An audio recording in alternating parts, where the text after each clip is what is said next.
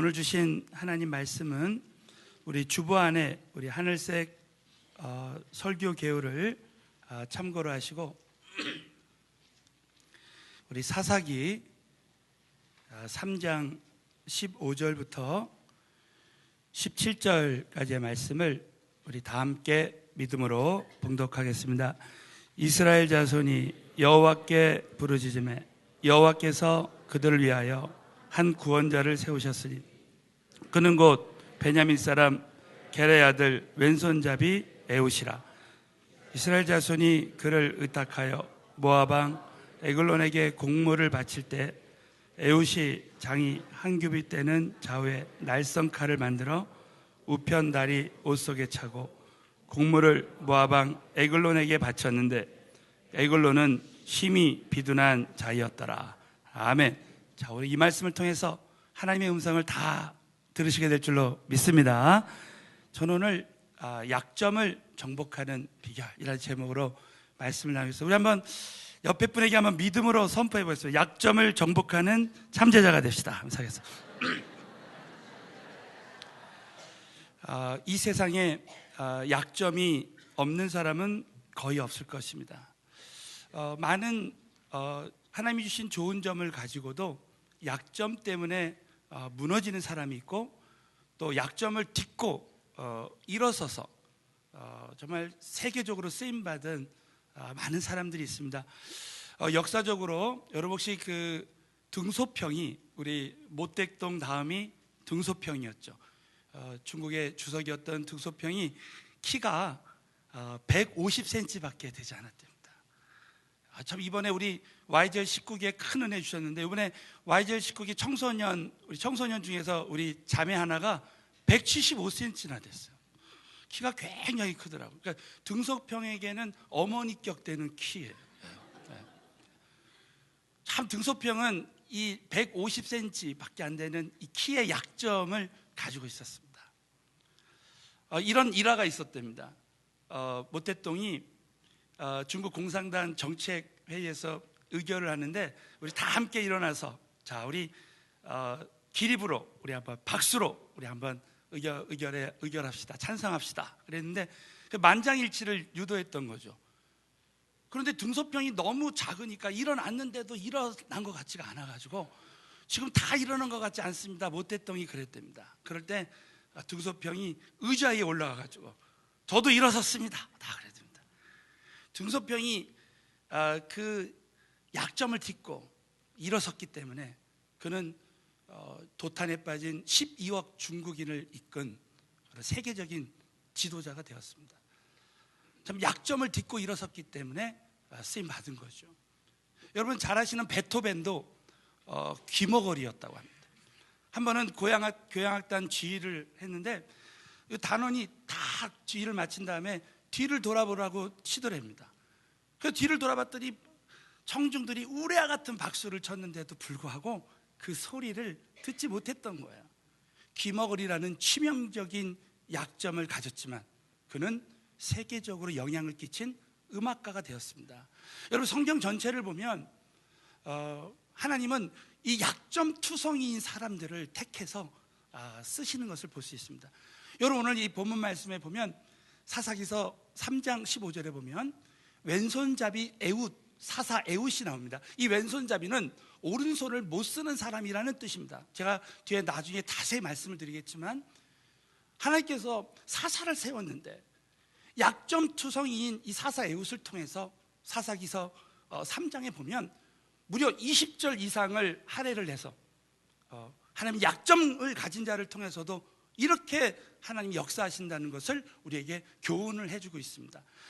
사랑하는 성도 여러분, 저와 여러분에게 참 선천적인 약점이 있고 또 후천적인 많은 지금 우리 상황 속에서 정말 좌절하고 낭망될 수 있을 것 같은 그런 우리에게 약한 그런 상황이 있을 수 있습니다. 여러분 오늘 참 이 말씀을 통해서 다시 한번 믿음으로 하나님 진리의 말씀을 붙들고 오늘 약점을 딛고 일어서는 저와 여러분 되시기를 예수의 이름으로 축원합니다. 저는 오늘 크게 두 가지로 하나님이 왜 우리에게 약점을 허락하셨는가, 두 번째는 어떻게 하면 이 약점을 하나님 말씀으로 정복할 수 있는가에 대해서 말씀을 나누겠습니다. 자, 첫 번째로 하나님이 우리에게 약점을 허락하신 두 가지 목적이 있습니다. 첫 번째는 하나님은 약점을 가진 자를 통해서도 역사하신다. 자, 우리 한번 옆에 분에게 한번 잊지 말라고 한번 선포해 보세요. 하나님이 약점을 가진 자를 통해서도 역사하십니다. 하겠습니다. 자, 고린도전서 1장 27절부터 29절 말씀은 참 읽을 때마다 묵상할 때마다 참 위로와 격려를 주는 말씀입니다. 자, 다 같이 한번 믿음으로 읽겠습니다. 시작. 그러나 하나님께서 미련한 것들을 택하사 지혜 있는 자들을 부끄럽게 하려 하시고 세상의 약한 것들을 택하사 강한 것들을 부끄럽게 하려 하시며 세상의 천한 것들과 멸시받는 것들과 없는 것들을 택하사 있는 것들을 폐하려 하시나니 이는 아무 육체라도 하나님 앞에서 자랑하지 못하게 하려 하심이라. 하나님께서 어떤 자를 택해서 구원해 주시고 사용해 주시는가? 여러분, 하나님께서는 세상에 미련한 것들을 택하시고 지혜 있는 자들을 부끄럽게 하려 하시고 세상에 약한 것들을 택하사 약점을 가진 자들을 택하사 강한 것들을 부끄럽게 하신다는 거예요. 여러분, 이 택한다라는 말을 이 원어로 찾아보면 고의로 택하셨다, 의도적으로 택하셨다는 뜻이 있습니다. 영어 성경을 한번 나중에 보시면 영어로 purposely라는 하나님 어떤 목적을 가지고 약한 자들을 택하신다는 것. 그것은 바로 하나님께서 의도적으로 약한 자를 택해서 강한 자를 부끄럽게 하시고 29절에면 이는 아무 육체라도 하나님 앞에서 자랑하지 못하게 하려 합니다. 나의 삶은 전적인 하나님의 택하심이고 하나님의 은혜라는 것을 알게 하시기 위해서 그랬다는 거죠. 여러분, 하나님이 다윗을 택할 때 그 아버지 이새가 사무엘에게 다윗은 8번째 아들이었습니다. 그러나 7번째 아들까지만 소개를 해줬습니다. 왜? 다윗은 아버지가 봐도 볼품없는 아이였습니다. 약한 자였습니다. 부족한 자였습니다. 그러나 하나님은 다윗을 택하셔서 하나님께서 메시아의 계보를 이으신 거죠. 여러분, 한번 오늘 이 사사기서 3장 15절 말씀 다시 한번 본문 말씀을 다 같이 읽겠습니다. 시작. 이스라엘 자손이 여호와께서 세우셨으니 그는 곧 베냐민 사람 게라들 왼손잡이 에웃이라. 이스라엘 자손이 그를 의탁하여 모압과 에글론에게 공물을 바칠 때, 자, 여러분, 이스라엘 자손이 하나님께 부르짖고 하나님께서 그들을 위해서 한 구원자를 세우셨습니다. 그는 곧 베냐민 사람. 여러분, 이 베냐민이라는 이 말은 히브리어로 베는 아들이라는 뜻입니다. 야민은 오른손이라는 뜻이죠. 그러니까 베냐민은 오른손의 아들, 그야말로 힘있는 가정, 힘있는 집안이었습니다. 근데 그 힘있는 베냐민 지파 안에 왼손잡이 에웃이 나타납니다. 여러분, 이 왼손잡이는 히브리 원어의 뜻이 뭐냐면 오른손을 못 쓰는 자, 오른손 불구자입니다. 여러분, 하나님이 왜 이렇게 하셨습니까? 그 베냐민 지파의 그 힘있는 자들 중에 한 사람을 택해서 쓰셔도 되는데 왜 하필이면 왼손잡이를 쓰셨습니까? 그것은 약한 자를 택해서 강한 자를 부끄럽게 하시기 위해서 그렇게 하셨다는 거예요. 사랑하는 성도 여러분, 저와 여러분에게 선천적인 약점이 있을 수 있습니다. 학벌이나 집안이나 외모나 누가 봐도 참 자랑할 거 없는, 늘 위축될 수 있을 것 같은 그런 문제가 우리에게 올 수 있습니다. 그러나 여러분, 저와 여러분은 정말 하나님이 우리 나 한 사람 한 사람을 택해서 나를 사용하신다는 거, 이걸 잊지 말아야 됩니다. 여러분, 혹시 우리 청년들은 다 기억을 못할 수 있는데 한때 1960년대 이스라엘의 총리였던 골다 메이어라는 여자 총리 혹시 기억나십니까? 골다 메이어가 정말 하나님의 사람이었습니다. 그는 정말 남자답게 생겼던 그런 분이었답니다. 누가 봐도 이쁘지 않았던 분이었어요. 그래서 그의 자서전에 이렇게 보면 하나님께 감사하는 글을 올렸는데 그가 이렇게 글을 올렸답니다. 나는 내 얼굴이 못생긴 것이 다행입니다.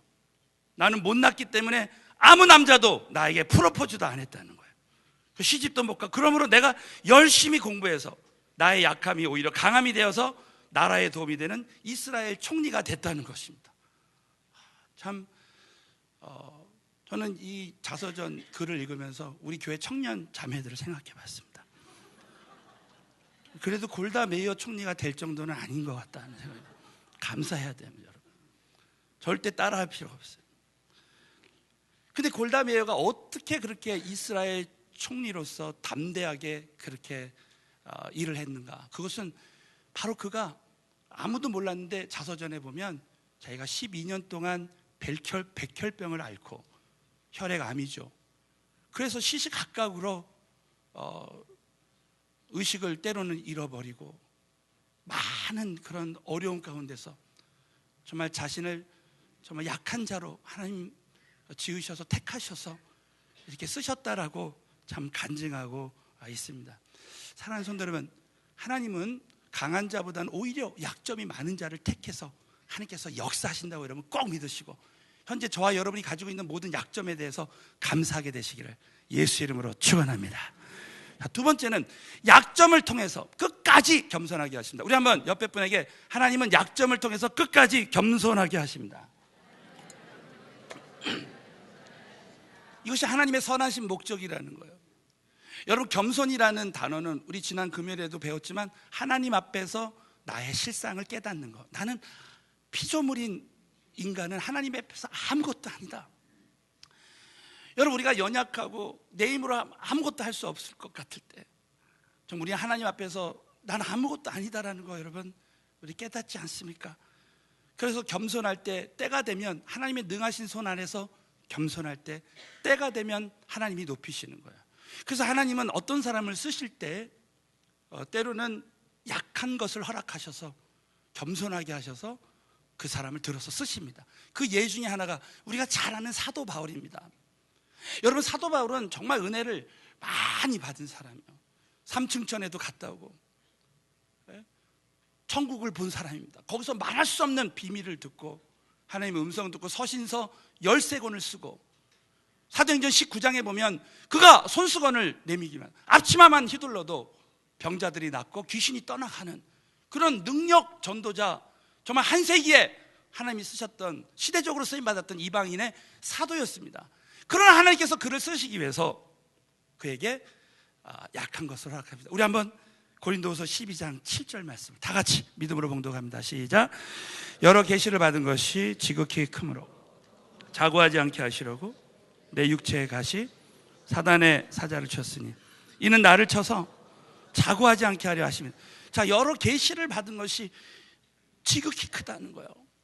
정말 사도 바울은 그 계시를 통해서 하나님 음성을 듣고 이제 성경 말씀을 쓰고, 그러나 하나님이 자고하지 않게 하시기 위해서, 겸손하게 하시기 위해서 내 육체에 가시를 줬다는 거예요. 가시, 여러분, 이 가시를 제가 헬라어로 뜻을 찾아보니까 말뚝이라는 뜻이에요. 뾰족한 창.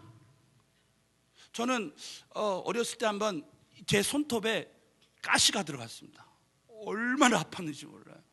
여러분, 우리 몸에 가시가 하나만 박혀도 엄청난 고통이죠. 사도 바울은 그 몸에 말뚝이 박혔습니다. 뾰족한 창이 박혔습니다. 그것을 통해서, 그것이 무엇인지 학설이 아주 많습니다. 안질이다, 말라리아다, 여러 가지 유혹이다, 많은 설이 있습니다. 그러나 중요한 것은 하나님이 그 고통을 통해서, 약함을 통해서 늘 겸손하게 하신 것입니다. 여러분, 사도 바울은 그 약한 것을 위해서 기도했습니다. 하나님께 정말 기도할 수밖에 없어요. 3번 간구했습니다. 사랑하는 성도 여러분, 저와 여러분이 오늘도 어려움을 통해서, 많은 기도 제목을 통해서 우리가 주님 앞에 나와서 무릎 꿇을 수 있다면 그 고난이 축복인 줄로 믿습니다. 여러분, 내가 자녀 때문에, 재정 때문에 내가 정말 주님만 의지할 수밖에 없다면 바로 그것이 우리에게는 참 은혜인 거예요. 그래서 우리 주님께서 사도 바울에게 내 은혜가 내게 족하다, 내가 약할 그때의 곧 강함이다 라고 음성을 주신 것입니다. 하나님은 참 그 약한 것을 통해서 정말 놀라운 역사를 이루시는 분입니다. 여러분, 일본에 정말 시대적으로 쓰임받은 크리스찬이 있습니다. 우찌무라 간조라는. 저는 그분의 책을 읽고 정말 감동받고 정말 그분의 책을 통해서 감화를 받았습니다. 이 우찌무라 간조는 초등학교 4학년 때 뇌성마비에 걸려요. 그래서 그는 볼 수만 있고 눈꺼풀만 움직이고 나머지는 다 사직을 움직일 수가 없는 정말 사형 선고를 받은 자였습니다. 정말 얼마나 죽고 싶었겠습니까? 그런 상황 속에서 그 어머니가 독실한 기독교인이었어요. 기도하는 사람이었습니다. 그래서 어머니가 일을 하러 나갈 때 그 아이가 이제 베개를 이렇게 벨 때 말씀을 이렇게 보여주는 거예요. 한 장만 보는 겁니다. 한 장만. 근데 어느 날 고린도후서 12장 차례가 됐어요. 오늘 이 말씀에 하나님께서 사도 바울에게 가시를 줘서 3번 간구했는데 고쳐주지 않는 이유가 뭘까? 그것은 내 은혜가 내게 족하다. 이 말씀을 듣고 우찌무라 간조가 거기서 회심을 합니다. 하나님 정말 나에게 이런 약한 점을 허락하심을 감사합니다. 거기서 일생이 바뀝니다. 거기서 성령을 받은 것 같습니다. 그걸 통해서 우찌무라 간조가 변화가 일어납니다.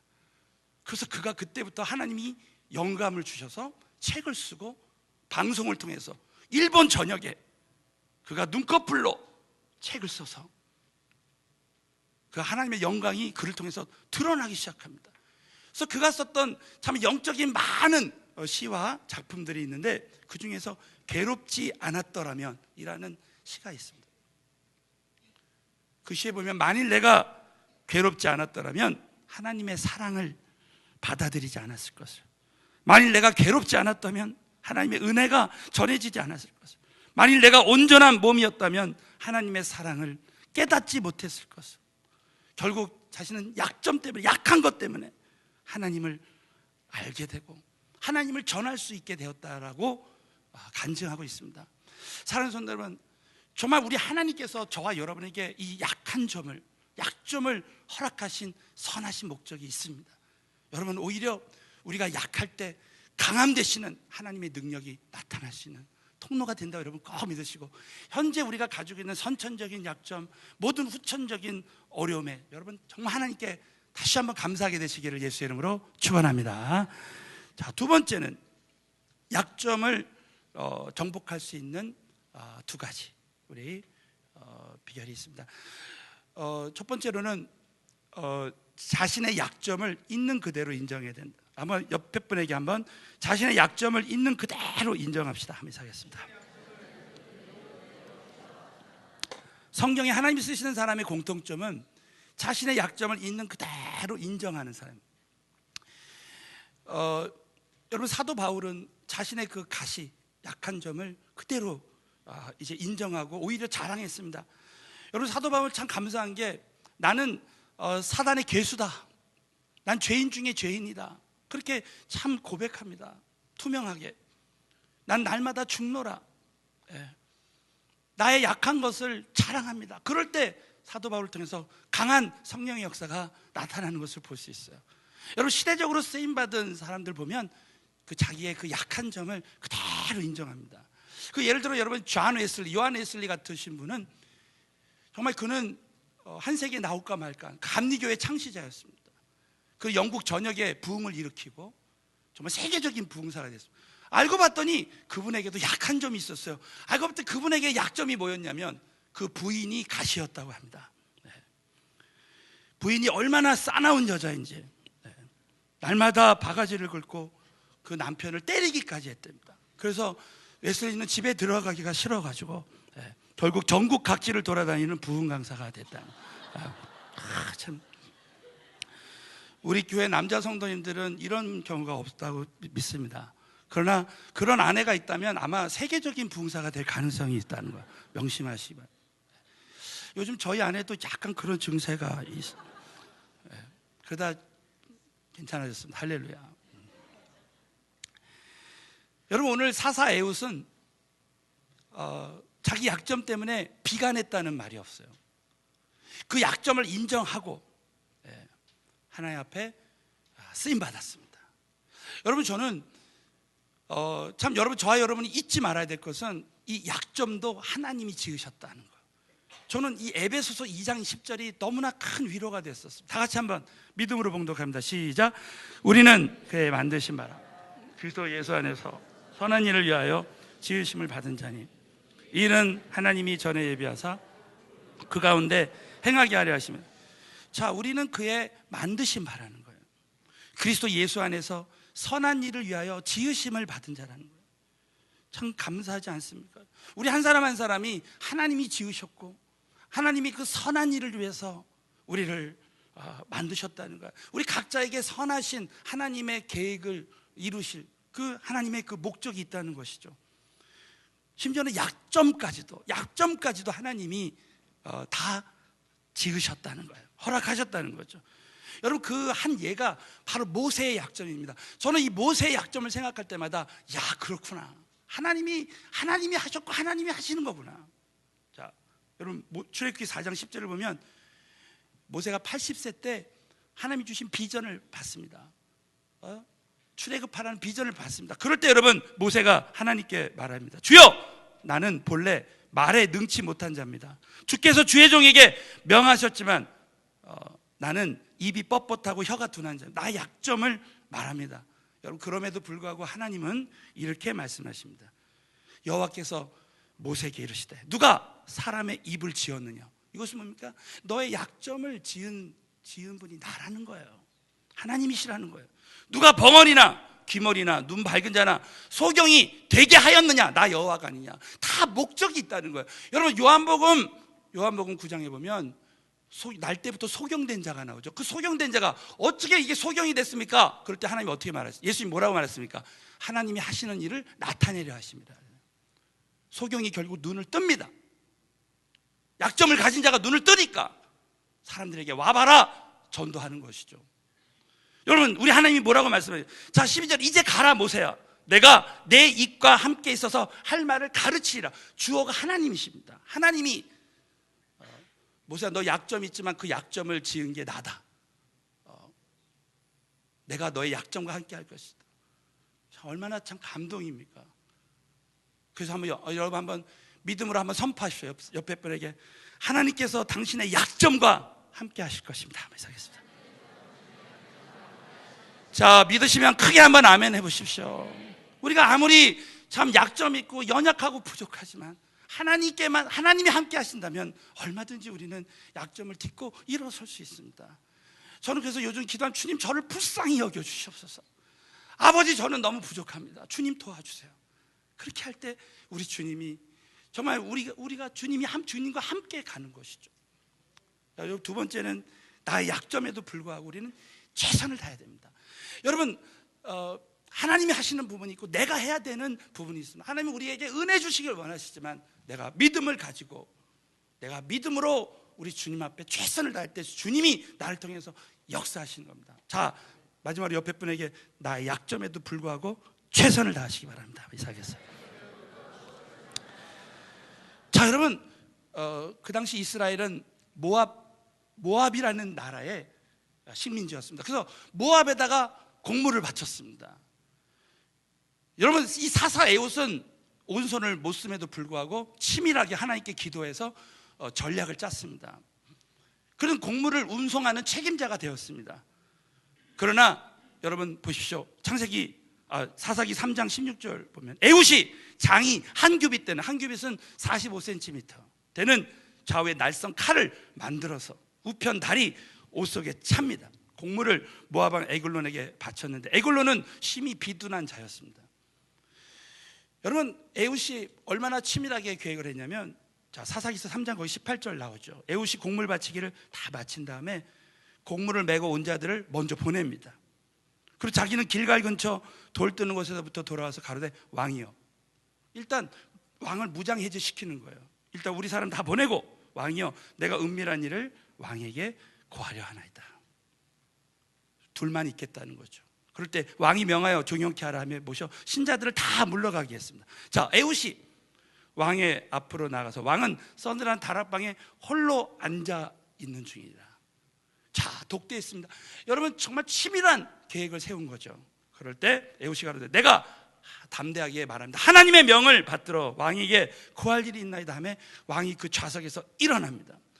에웃은 약점이 있는데도 불구하고 치밀한 전략을 세운 다음에 어떻게 합니까? 사사기서 3장 21절 22절에 보면 에웃이 이제 왼손으로 우편다리에서 칼을 빼어서 왕의 몸을 찌릅니다. 그래서 칼자루도 나를 따라 들어갑니다. 얼마나 최선을 다했으면 칼자루가 나를 따라서 들어갑니까? 그 끝이 등 뒤까지 나갔고, 그가 칼을 그 몸에서 빼어내지 아니하였으므로 기름이 비둔한 자가 칼날에 엉켰더라 그랬습니다. 사랑하는 성도 여러분들, 에훗은 철저하게 자신이 해야 될 것을 다 했습니다. 그리고 에훗은 자신의 약점을 보지 않고 하나님만 신뢰했습니다. 여러분 한번 사사기서 3장 28절 말씀 다 같이 읽겠습니다. 시작. 무리에게 이르되 여호와께서 너희 손에 붙이셨느니라며 무리가 에훗을 따라 내려가서 모압 맞은편 요단강 나루를 잡아 지켜 한 사람도 건너지 못하게 하였습니다. 여러분, 에훗은 자신의 혼자 힘으로 한 것이 하나님을 의지했습니다. 무리에게 이르되 나를 따르라. 왜? 하나님의 음성 들었기 때문에. 자, 여호와께서 너희 대적 모압 사람을 너희 손에 붙였느니라. 여러분, 구약에서 이 표현은요 관용구입니다. 하나님을 의지하고 하나님께 기도할 때 하나님이 주시는 음성이에요. 자, 여호수아야, 내가 이 여리고성과 이 사람들을, 이 가나안 사람들 너희 손에 붙였다. 너희 손에 붙였다. 이것은 모든 승리가 하나님께 있고 이미 승리를 주셨다는 거예요. 사랑하는 성도 여러분, 현재 저와 여러분이 가지고 있는 모든 문제를 하나님이 우리 손에 붙였습니다. 여러분, 이걸 꼭 믿어야 되는 거예요. 하나님을 전적으로 의지했습니다. 그래서 여러분, 에훗은 오른손을 쓰지 못했지만 에훗이 하나님을 의지할 때 하나님이 오른손이 되셨습니다. 그래서 에훗을 쓰신 거예요.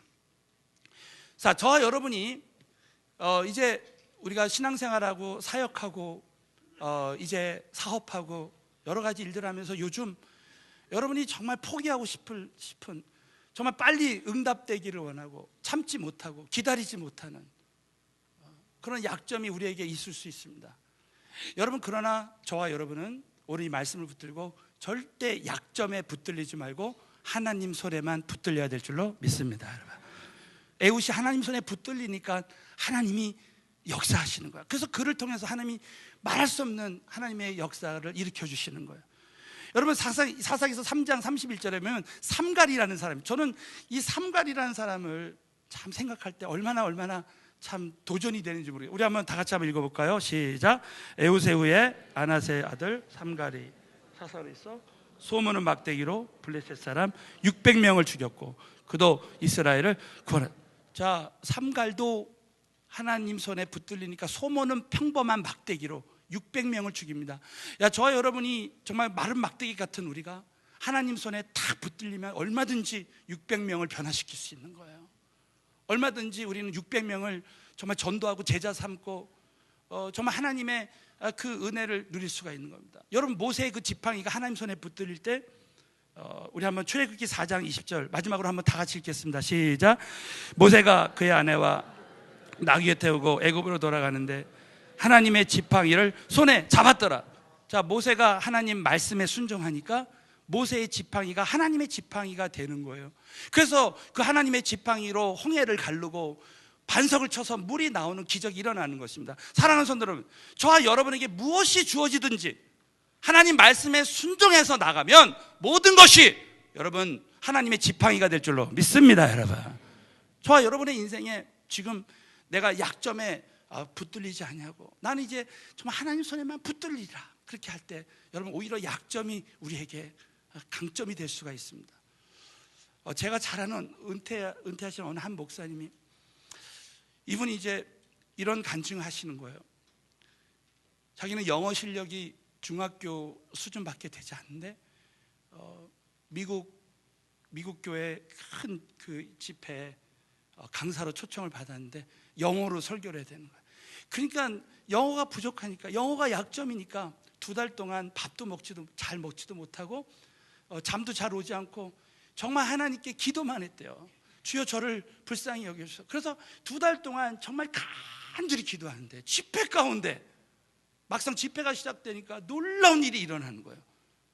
자기는 언어는 부족했지만은 집회 후에 기도를 하는데 정말 수많은 사람들에게 성령의 역사가 나타나고 산들이 꼬꾸라지고 병자가 낫고 안진뱅이가 일어나고 그런 일들이 일어난다라는 거야.